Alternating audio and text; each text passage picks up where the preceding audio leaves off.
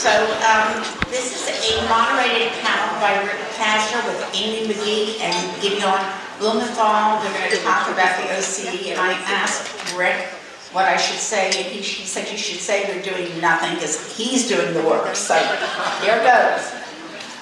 Well, this is my time to ask the questions, because usually I'm on the other side of the podium and being asked the question. So Amy, on our way here, said, well, Rick, you didn't tell me what the questions are. And my response is, I don't know what the questions are, because I'm going to make them up as I go along. We initially were going to have this panel with all of the associate directors of the OCE, and I think there's probably about 5, 6, 7 of the associate directors, and it was going to just be too many people here. So we thought we would cut it down to myself and the deputy directors of the OCE.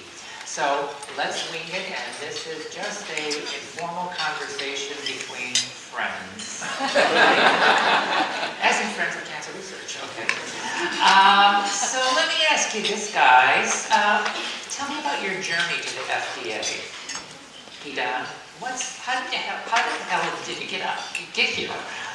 That's what I wonder every How did I get to the FDA?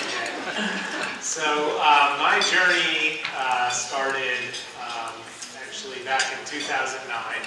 So it's been about almost a decade this July. And I was training at the National Cancer Institute Heme-Onc Fellowship Program, which many of our FDA colleagues also trained in this fellowship program. And like many of us, I never thought I would become a regulator. Because nobody goes to medical school. Nobody does. But here I am. So I always thought I'd be an academic. But you know, one of the fellows ahead of me in my fellowship class said, you know, I'm rotating through the FDA, and there's this movement happening. Dr. Richard Pazdur is leading these changes at the FDA. You should come check it out. And actually, she said, just go meet the group at FDA. So I said, okay, I'll go, and I met Rick, and you had a very persuasive sell. You said, come here for a few years. You can't go wrong. Learn about drug development, and so I did it. I looked at other academic opportunities also within the DC area, but ultimately I decided to come first as a medical officer, and then I became a team leader for thoracic and head and neck oncology. And really it's been an amazing time of transition in this past decade where all the drugs we've approved that have had such a huge impact for patients, all of the novel diagnostic technologies. So I'm very happy with the decision and the mentorship I received. So Amy, what's your journey? So my journey started a little bit earlier. Some of the people in this room I've known since I had just graduated from college, because I actually was a reporter for the Pink Sheet for 2 years between college and medical school. So this was back in the days of Bob Temple leading oncology. Some of you may know him. He's still at the FDA. And so I learned truly what the mission of the FDA was from being a reporter and looking at both sides of the story, both the industry side and the regulator side. And I understood exactly what the FDA should be from that reporting. I continued on and went to med school and became a pediatric oncologist and was at a training program between Hopkins and NCI, and all of that champagne had this beat on that I wasn't sure where my career was going to go, but FDA looked really attractive. So I came, and one of the first things you said to me was, no one should stay at the agency more than 10 years. I had my 10th anniversary this past fall. So but I started as a medical officer as well, and then I became a team leader for breast and gynecologic malignancies, and then worked in the office of OHOP, and now I'm the deputy director for OCE, and it's been an incredible journey because things have changed so much from the time when I was a reporter, and we were hoping for chemotherapies that would give us a few weeks to now when we have these therapies that give us years, and have totally changed the field. Well, I'll do you one better. When I said nobody should stay at the FDA for more than 10 years, when I originally came to the FDA in 1999 on my first day, it was a Monday, and we have this Monday meeting, and we still have it, morphed into a Monday and Friday meeting now. So Bob Temple was there, and he introduced me, and Rachel Sherman was on the other side, because she was the deputy at that time. So my first words were, I'm happy to be here, and I'm not really quite sure what my career plans are, because I don't believe anyone should stay more than 3 years in the field. So I'm like triply wrong, or whatever it would be. So let's get to some serious things. Amy, you've been involved with the structure of the OCE, Oncology Center of Excellence. And here again, this idea is not a new idea at the FDA, even though it came into fruition in the past 2 years, primarily from the Moonshot program and funding from that program also. This was an idea I got in 1999 because I thought things needed to be better coordinated. But what's kind of the current structure? Why don't you give people an idea of what's going on as far as the structure goes of the OCE? So the idea for the OCE was created in the Cures Bill. We officially became a structure within the agency in January of 2018. No, 17, January 2017. For the first year, we had exactly 1 employee, Rick. We're now up to approximately a dozen employees, depending on the day, because of how human resources works in the government. It's a slow process, but we're continuously building. And so we're building the structure to be able to create programs that cut across all the centers at the agency. And we had funding for the first time this past year, fiscal year 2018, so we were able to operate with an entire year of funding, which we spent. And we are hoping to continue in this sense that we'll get funding every year. Some of the things that we have done that have been highlights of the first year at the Oncology Center of Excellence was the medical oncology review teams that cross centers for therapeutic products. We were involved in approvals in CBER, CBRH, and CDER, where we put together medical review teams with both the appropriate regulatory expertise in terms of disease or technology, as well as the appropriate regulatory expertise, so that each product that's submitted to the agency has the exact right people to review it. Okay, great. And we have a lot of associate directors, as I said. And Gideon, could you tell me what kind of the programs that we have that really are different from the review work? Obviously, the OCE is tasked with the clinical review of the applications. We really do not get into the manufacturing of the drug. We don't have direct supervision over that. That remains in the clinical centers, whether they be CBRH, CBER, or CDER. But as far as the other programs that we have ongoing, why don't you comment on those? Yeah, sure. And unfortunately, we couldn't have all of the, and many of them are in the audience, associate directors that deal with this. Perhaps you could discuss briefly some of these issues. Yeah, so the breadth and depth is just vast of all the touch points that we have to deal with across the spectrum of dealing with cancer as a disease and being really a patient-focused and science-driven organization.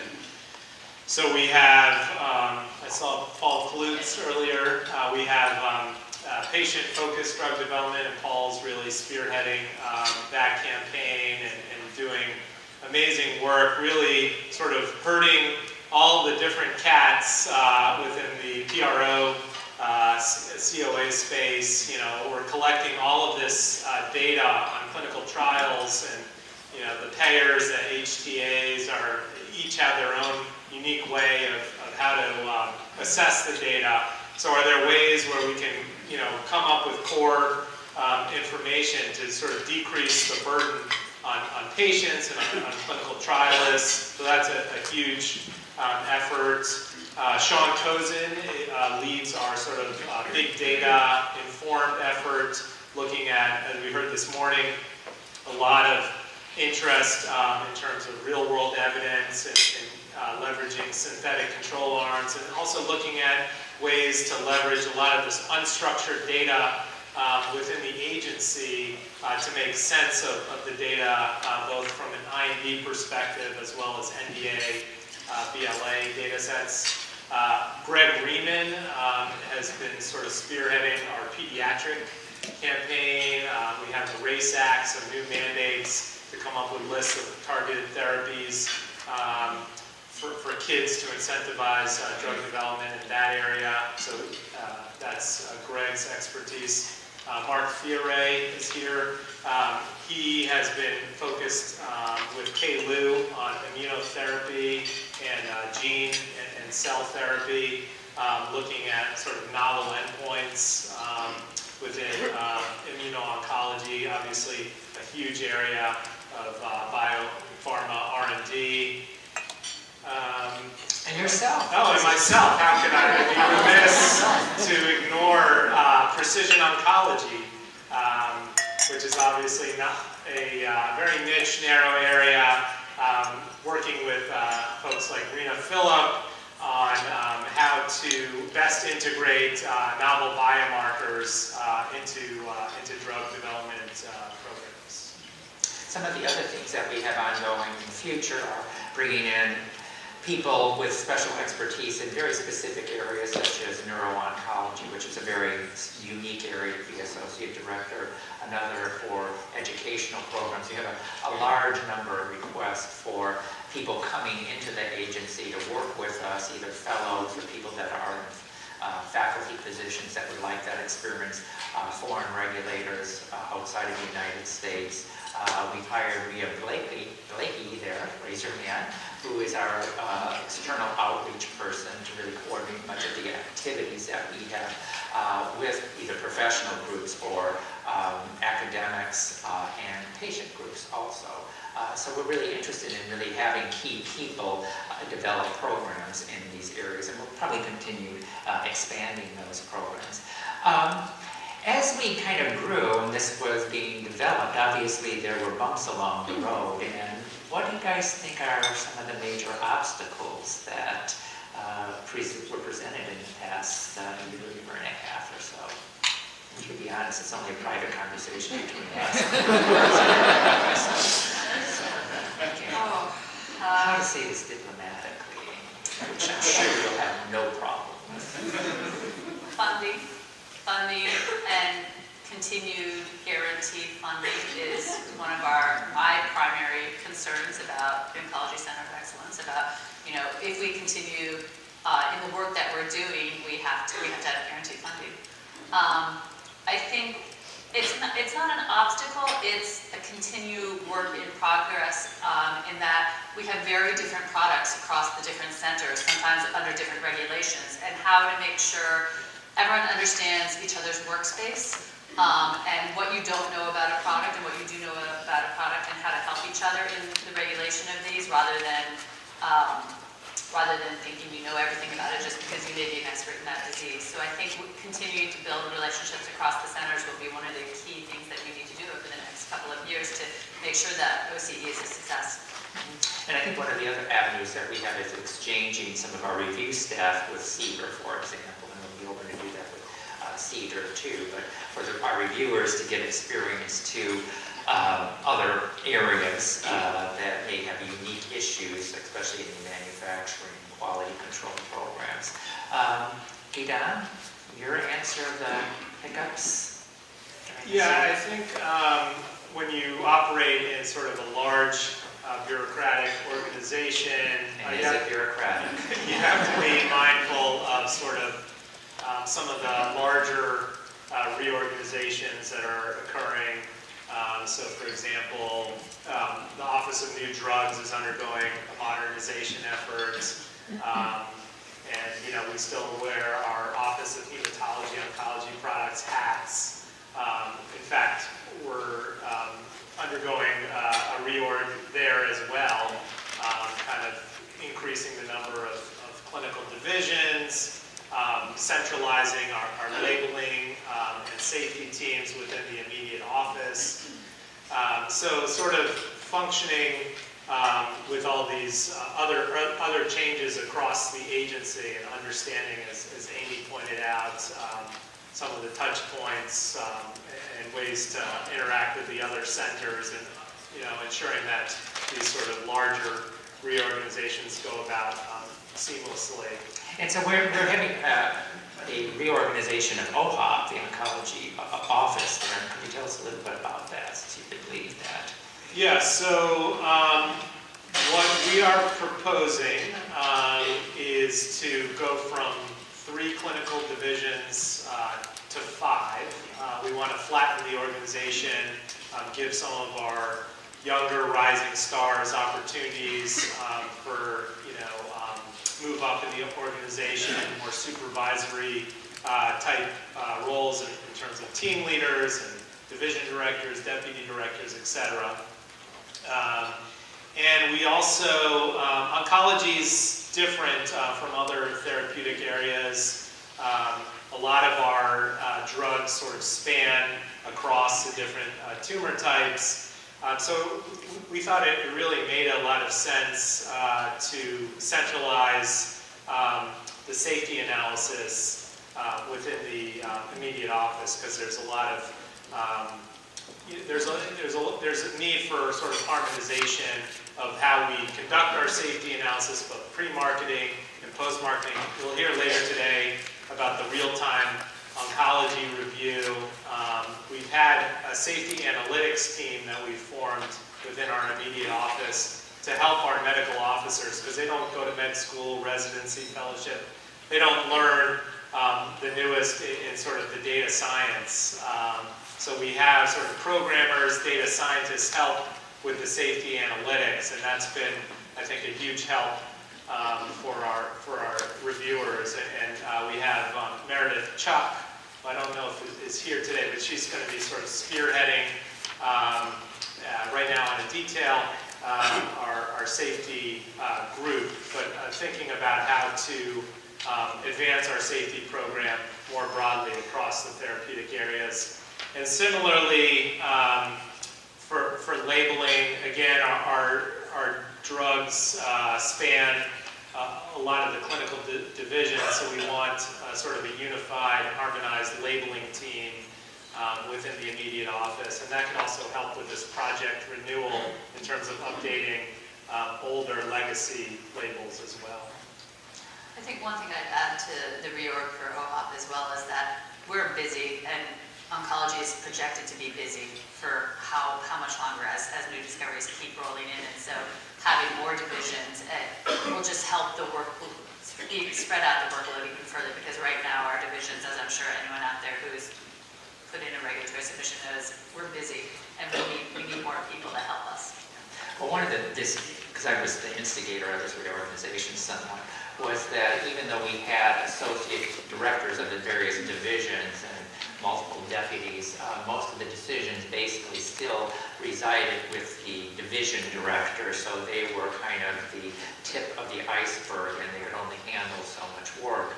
The other issue by flattening this structure out was a emphasis that we have had is really not just to make this review work, just to be looking at applications, but actually to be actually having an understanding of the specific diseases and having smaller focus units of the diseases made a lot more sense, rather than having this conglomerate where the division directors were basically just doing the review work and really not really looking at what was going on in the diseases.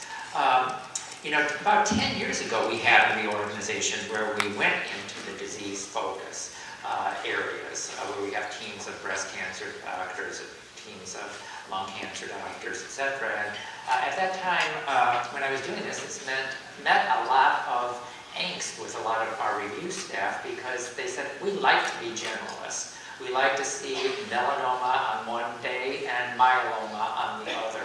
And to me, that made very little sense, especially with the complexity of these diseases and the ever-changing therapies.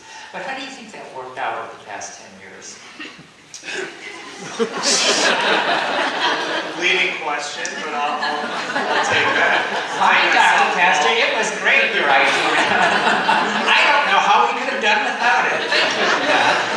script writes itself. No, from my perspective, I think I benefited greatly as a fellow. I was focusing on thoracic malignancies, lung cancer patients. For my continuity clinic, my professional development, I was continuing to see lung cancer patients. When I got to the agency, my team leader did breast cancer.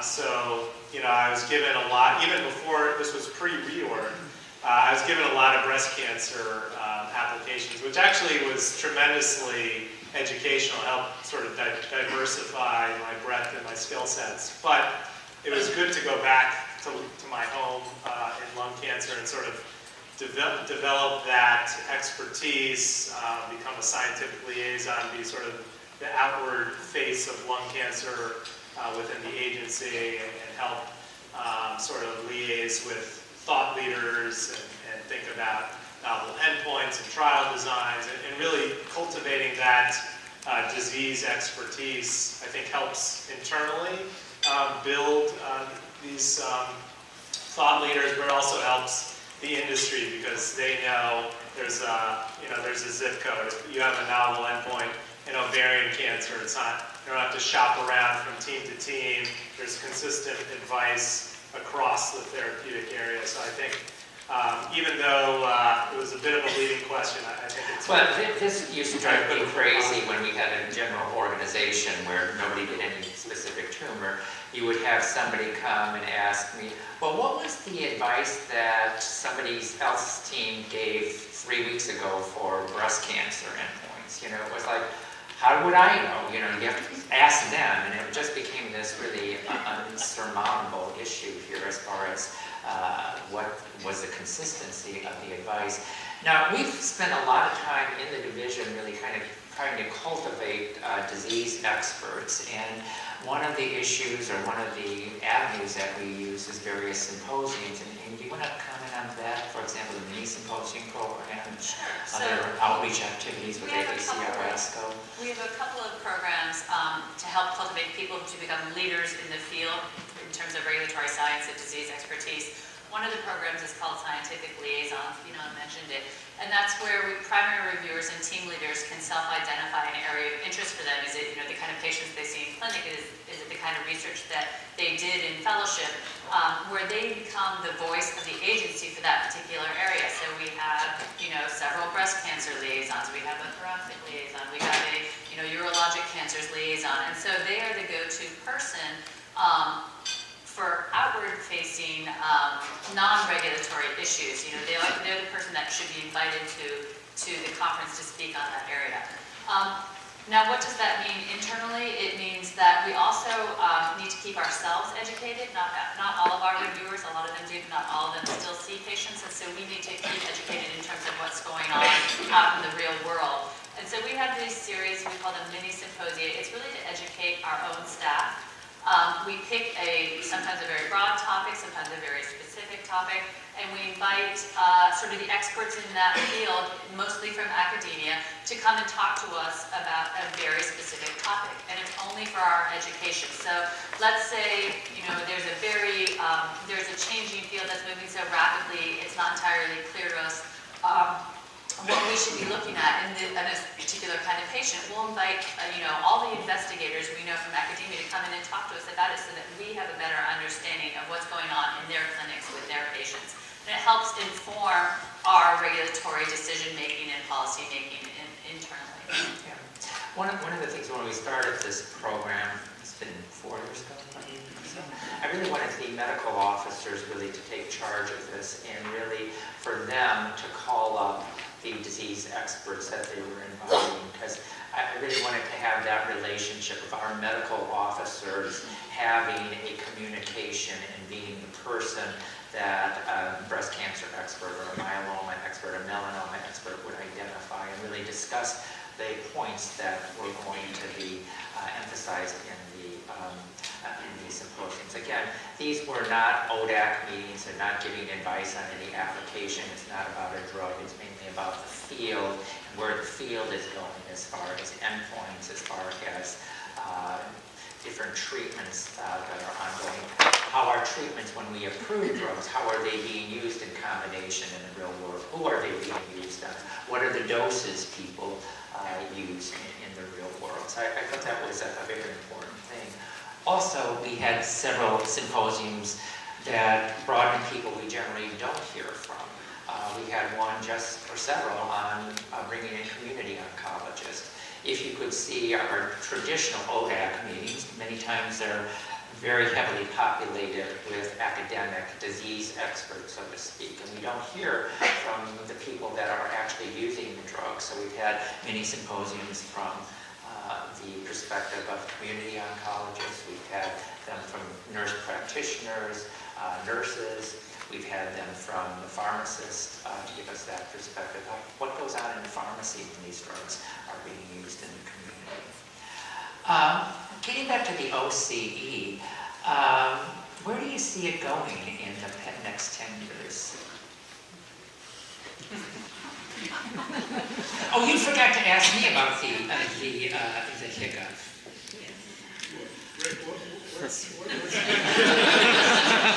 I wouldn't say hiccup, but maybe challenge.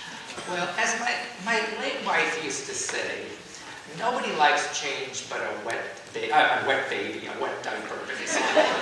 And, to move a bureaucracy is very difficult. And everybody has entrenched interest in their own power base, etc. And really to sell them and get people moving in an area that they recognize that this is going to be a positive thing. It's not just structure. And in order to do that, obviously you need the right people. And I think we're at a critical time now. We have almost 100 medical oncologists, especially when you add in the seeker crew, that we have a highly qualified group of people that have very specific interest in diseases and are recognized as being leaders in their field. So we have the appropriate people in place to have that structure.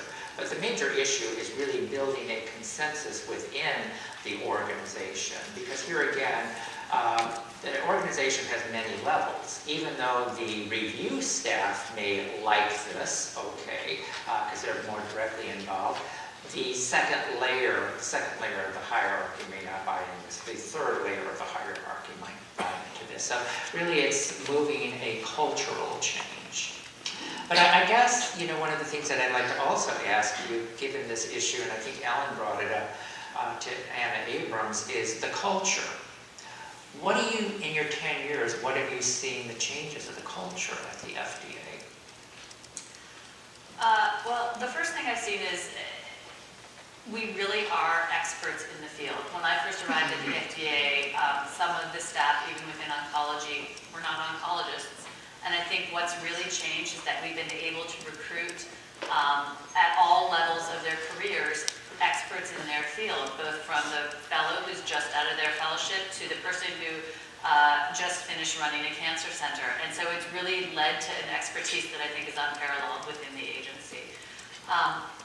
I think the other thing that I would like to see, to answer your other question about OCE in 10 years, I would like to see the one voice of oncology that was proposed by this Intercenter Institute. I would like the OCE to be able to speak for the entire agency on oncology. And we already do to some extent, but there's still some work to be done there.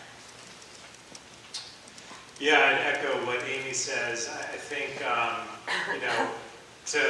given the scope and the breadth of this Center of Excellence, and we have to get this right because in the 21st Century Cures, this was going to be one Center of Excellence. And if we're moving, if the agency is moving towards other disease-focused centers of excellence, be it neurology, the former Commissioner Rob Califf talked about potentially cardiology, infectious disease. We have to get this first center of excellence right. We need to be resourced appropriately. We need to work with the other centers, and I think the other centers have to work with us. to ensure that, that it's not just on, for example, Dr. Pazdur, but it's sort of all of us as a cancer community to get this right. So, there's a lot of areas that, you're hearing in this meeting: real world evidence, precision oncology, immuno-oncology, pediatrics, patient-focused drug development. There's so many potential areas that we need to invest in. So I think resources and support will be paramount. It's interesting that you say that, because it echoes a comment that somebody made to me when the OCE was being organized and when I first took this job. And this person fairly high up in the FDA said, "Rick, the success or failure of OCE is completely dependent on you." And I said, and yet. Okay, this is not the case. I am only part of this puzzle, so to speak. And the success and failure rests with all of the center directors, as well with the commissioner and the review staff and everybody else to buy into this concept. But it is not one person moving this. We could be a catalyst in these changes, but really it's a shared responsibility, and the failure and the success of the OCE as we move into the future really rests with everyone at the FDA, especially the senior management positions, not solely the people that reside in the OCE, because there's only so much influence that we could exert on the other centers, since we do not have signatory sign-off on the applications. We have signatory sign-off on the clinical portion of the applications.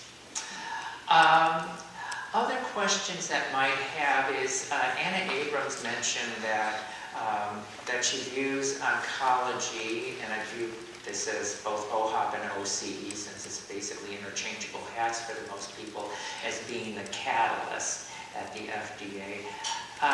Can you discuss that, what she may mean by that, some of the projects, some of the issues, the review issues that we've come in contact with, as well as perhaps the influence in other areas that we had in the current OND organization, for example? So I think she meant catalyst both globally and very specifically. So very specifically, some of the places where we've been a catalyst have actually originated here, breakthrough designation. About half of the breakthrough designated products are in oncology. We've led the program in terms of doing the all hands on deck approach once a submission comes in for a marketing application if you have breakthrough designation. We've led the way in trying to find regulatory processes that speed up how we review things while still maintaining our standards. We've developed other regulatory tools, one that just got launched in the Office of New Drugs about how to help regulatory processes for the project managers. So a lot of the ideas that have come out of OCE have now sort of spread out across the agency. But I think from a more global perspective, what Gideon mentioned was that OCE is the first intercenter institute. We have to make this work so that other areas that perhaps need the same boost that cancer has gotten with new treatments, with getting things out there to help patients, that we can be the catalyst to show how it works so that it can work in other disease areas that aren't just as desperate a need as oncology is for a regulatory agency that helps patients.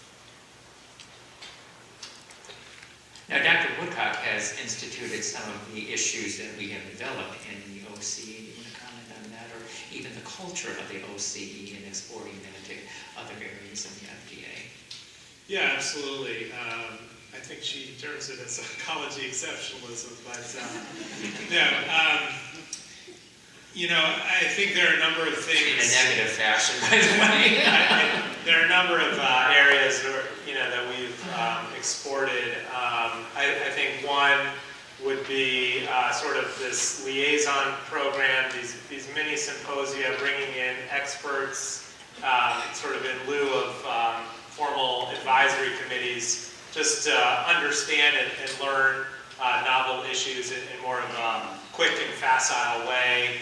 I think that sort of, we'll hear later today about this real-time oncology review and the assessment aid, where we're sort of left shifting the review clock and interrogating data sets earlier and the assessment aid is a way to sort of change the way we review things. So we're not doing rote copy and pasting, but really thinking about the application and thinking about what are the core scientific issues. Uni review.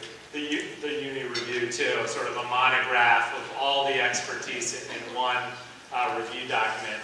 I do think there are things coming down from O&D that potentially we can learn from. I think they're working on a novel review template, which puts the benefit risk analysis up front, and then a very sort of focused question-based review document, and then all the ancillary information like the eligibility criteria, the calendar, et cetera, goes in an appendix.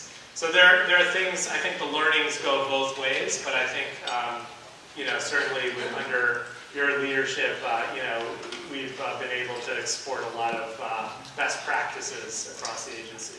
Now, other people have not been that complimentary of oncology. We do have our critics, misguided as they may be, okay, that, standards are being lowered, like, my God, how could we not have 2 randomized trials that show survival advantages? We are approving drugs and giving full approval on the basis of response rates in very small trials. What's your thought on that? I think some of those ideas are misconceptions about how we actually work as an agency. One example is a question earlier in the first session was, what happens when there are updates to trials? Well, we actually do get updates to trials. We do get data in after an approval. The post-marketing setting is often just as active as the pre-market setting for us, especially with agents that have crossed all 3 divisions and have indications in many different disease areas, as we've seen in the last couple of years. And so I think the misconception there is that we stop working once the marketing application goes out the door and we've made a decision. We are constantly updating labels. I know people may not read them, but we do get overall survival analyses that are several years after the initial submission. We get indications that are constantly updating the label.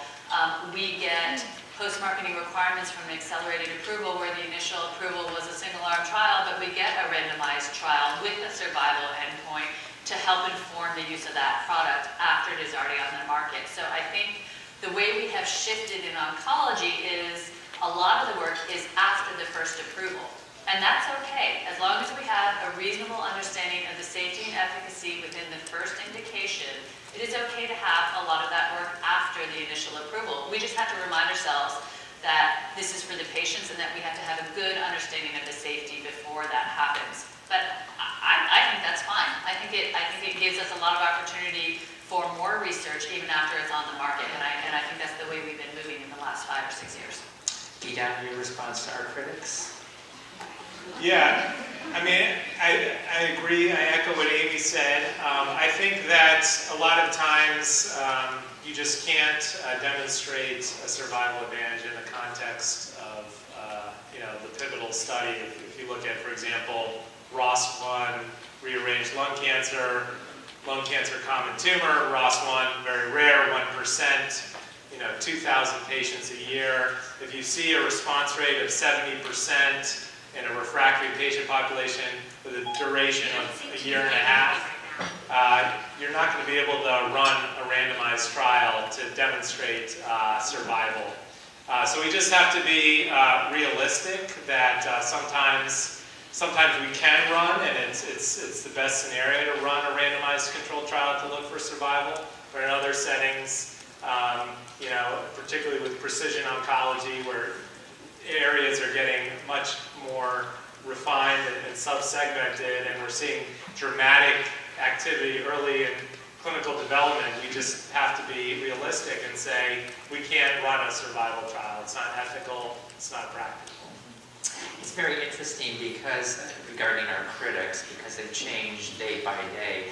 When I first came to the agency in the early 2000s, there were a series of Wall Street Journal editorials written specifically about me. And they were entitled Pazdur's Revenge, and then Pazdur did this, and Pazdur did this, and Pazdur did this. I thought the most humorous thing was the Wall Street Journal wrote an entire editorial about me and misspelled my name. It's only 2 syllables, so give me a break. It's not that complicated here. But now we've changed. The critics are saying, well, you're not too conservative, you're too liberal. So it really depends on your perspective, and I think that the major thing that happened during this 20-year period of time or so was the drugs just got better, okay? You're no longer dealing with drugs where we were talking about a short duration, 5-10% response rate, drugs that we had to have arguments about whether there was any effect there, whether we were actually going to be approving a placebo or so. Let's go over some of the projects that we're working on. Amy mentioned that we got federal funding, okay, which I really think Scott Gottlieb and Ellen and all of the other people that worked on this and the community in general for this funding. But what are some of the projects that we're doing? Well, obviously, funding salaries from that, but in addition to that, you want to comment on the labeling project? Sure. So it's been alluded to. We have initiated a generic update for labeling. Called Project Renewal. And this actually came about from one of the mini symposia we had with the pharmacists, where they said, some of the older chemotherapies, when we're putting in our orders, we have to justify every time we put in an old chemotherapy where the label doesn't have the indication we want to use it for, and it's standard practice. And so we felt, well, that seems silly that we have a fair number of chemotherapeutics that are generic, and so the person who holds the NDA may not be motivated to update it, and so we're going to do it for them. And so we've identified at least 40 or so products where there are generics available that are still used in clinical practice, and we're not going to spend time on things that really are not used and don't have a place for using our resources and staff for this. We're going to update the labels so that they appropriately reflect how they are used today.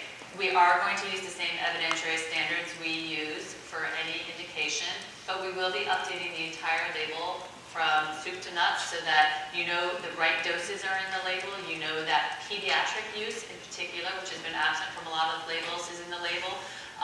New indications that, some of these labels haven't been updated in 25, 30 years, and so the uses that are actually listed are not really in practice anymore, and some of the diseases that are listed are the terminology that we use anymore. So we've undertaken this big project. We are estimating that we'll be able to do at least 5 in the first year.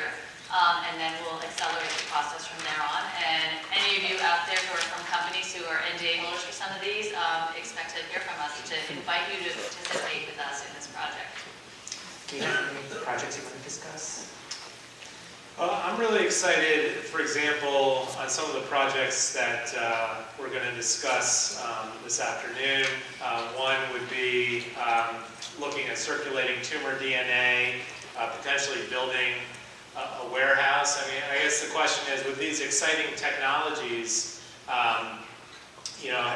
what's the level of evidence that will be needed to establish, these technologies, embed them as drug development tools, as potential surrogate endpoints for, potentially for accelerated approval decisions? Do we need to wait, several decades? Tens of thousands of patients, or can we get a jump start on it, have pre-competitive data sharing across companies? I think it would benefit the whole field, including all the companies, if they were to pool all their data now, so we can get a handle on whether changes in, for example, circulating tumor DNA can be used as surrogate endpoints. The same might apply for other endpoints. We're very much wedded to legacy response criteria by imaging, like RECIST criteria.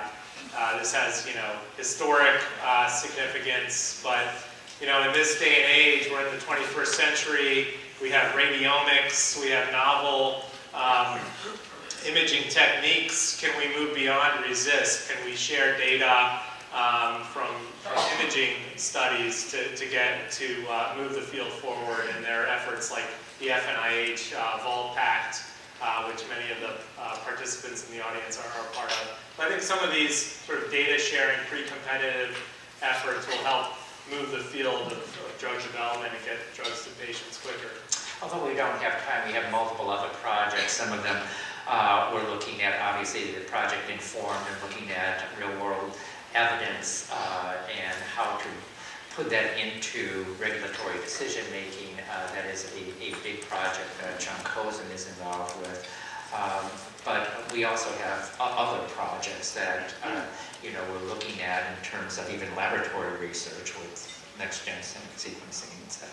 So that's going to be hopefully a fruitful effort as we go forward.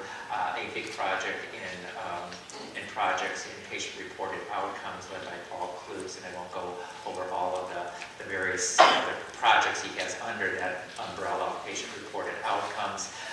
One of the things that I'm really emphasizing to our staff, though, is really to reach out to academic groups and form relationships to develop projects. And we have funding mechanisms for that that would enable the reviewers and the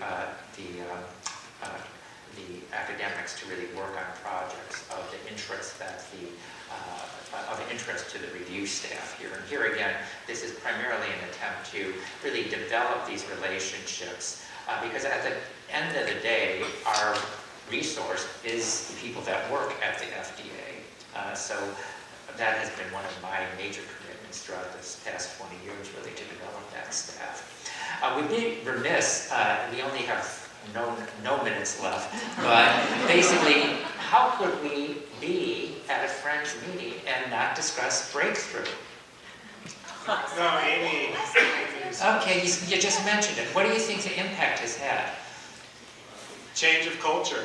I think, as you like to say, Rick, it's not a rating system for Wall Street analysts, but it's really, the purpose is to interact sooner, earlier, more intensively. So we've had a number of breakthrough therapies. I can think of a number I worked on in lung cancer where, went first in human, FDA approval, 3 years. That was, a rarity prior to breakthrough. Amy, any words? I think it's been a great program. I think it's really focused our energies. I think it's focused our review staff in trying to develop relationships, in particular within the agency, so that we can get these products reviewed more quickly. And it has been, in particular, we've had to involve manufacturing and have a much closer working relationship with them because of the nature of the work that they have to do to get to marketing approval. And so I think it's helped foster a better relationship within the agency across all the disciplines as well, and I think that's been particularly helpful for our staff. Yeah. Here again, going back to what Gideon had mentioned, we have had several critics, obviously, of the breakthrough therapy, that we gave too many out, they didn't pan out, and as Gideon pointed out, my response to that is, the breakthrough therapy was never meant to be a rating system for drugs. It was based on preliminary evidence that these drugs, in our judgment, would have a substantial improvement. Okay, but it was not we're rating one drug over another, or that all of these drugs have to have a substantial impact. Really what it was meant to do was encourage this early dialogue and interaction with the sponsors. So there's no such thing as giving too many of these out. You would want really to have as much interaction as possible during this period of time in drug development. And I think the RTOR is a specific example of that. This getting the data before we even have the application submitted is kind of the same philosophy being really fostered that breakthrough really meant. Last question, because we're out of time. In your career in 10 years, where do you see the FDA and oncology? I won't be here. Not true. I hope I'll be, but I don't know. Well, I hope we'll continue to be that dynamic regulatory agency that our leaders have fostered in the last decade or so.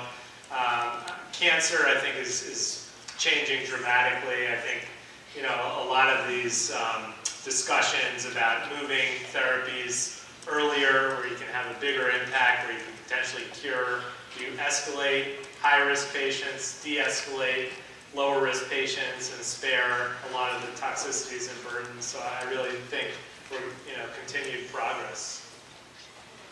So I will share that we had a strategic workshop for OCE leadership where each group had to come up where we thought OCE and RIC would be in 10 years. And I think what I would share is that my group said it would be Rick for president.